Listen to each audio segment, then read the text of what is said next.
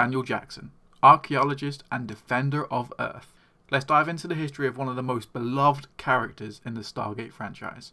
Welcome to SciTrek, your sci-fi TV and movie channel.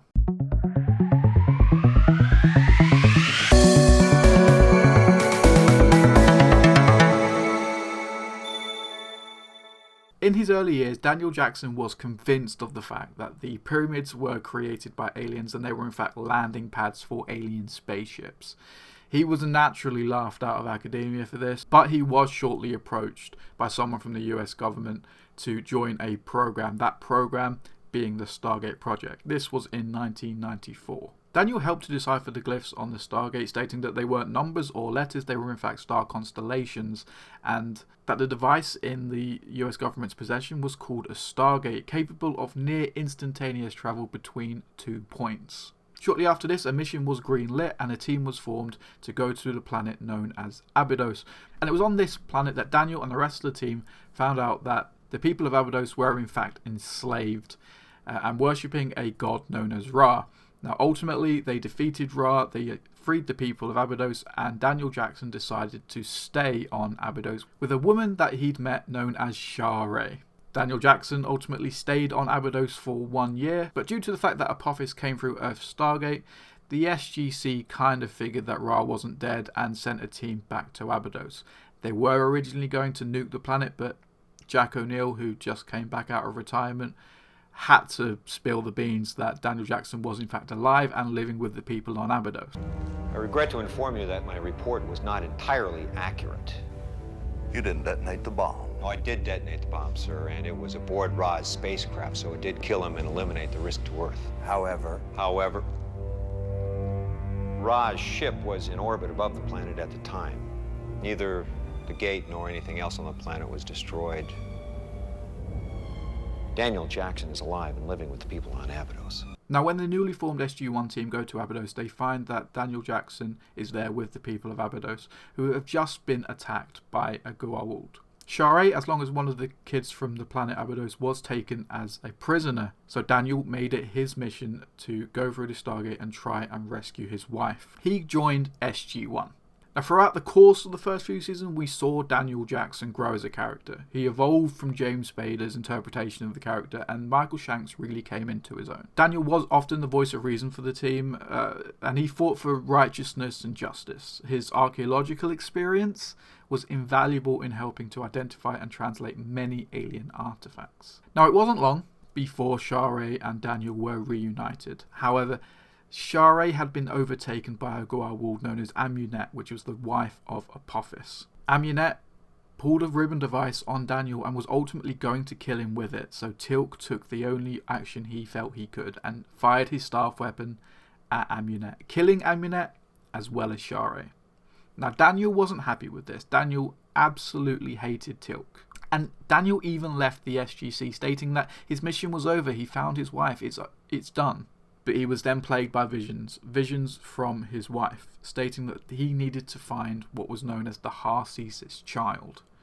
Now, the Harcesis child is a child born from 2 Goa'uld symbiotes, which will contain all of the knowledge of the Goa'uld, but doesn't actually have a Goa'uld symbiote. Daniel rejoined SG1 on that mission to find this child. Now, on a routine mission, they eventually found the planet known as Keb, where Daniel met a being known as Omodesala, who was responsible for helping people to ascend. It was during this time that he learned all about ascension and learned that there are different planes of existence.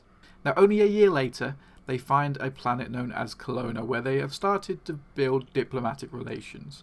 Now, this planet is building a reactor made out of Naquadria, which is kind of a mix of Naquadah and some other materials, but is found deep inside of a planet. The people of Kelowna were creating a power source out of this mineral, and ultimately they didn't get the formula quite right. What happened was a radiation leak happened, and Daniel ended up getting radiation poisoning.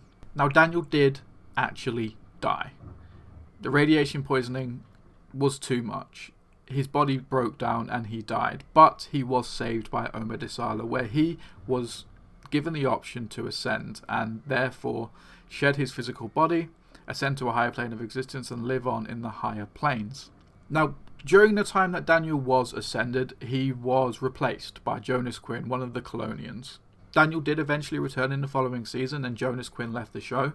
And throughout the season, Daniel essentially died and ascended on 2 occasions. Most notably, the second time he ascended, he didn't really like following the rules. You see, the ascended beings, who we now know to be the Ancients, have a non-interference policy. And although Daniel was a member of SG1, he wasn't allowed to interfere with what was happening in the galaxy. And what was happening at the time was Anubis was waging war on the entire galaxy, killing all of the Goa'uld and even staging an attack on Earth. Daniel did, however, help them to find the Eye of Ra, which was ultimately taken by Anubis. And Daniel Jackson then decided he was going to break the rules. He appeared before Anubis and attempted to destroy him. He was pulled back by Omidasala, and ultimately he was stripped from the ascended plane. His memory was wiped and he was left naked on a planet, where he was then discovered by SG1 a few months later. He did rejoin SG1 and then continued to go through the galaxy on routine missions with SG1.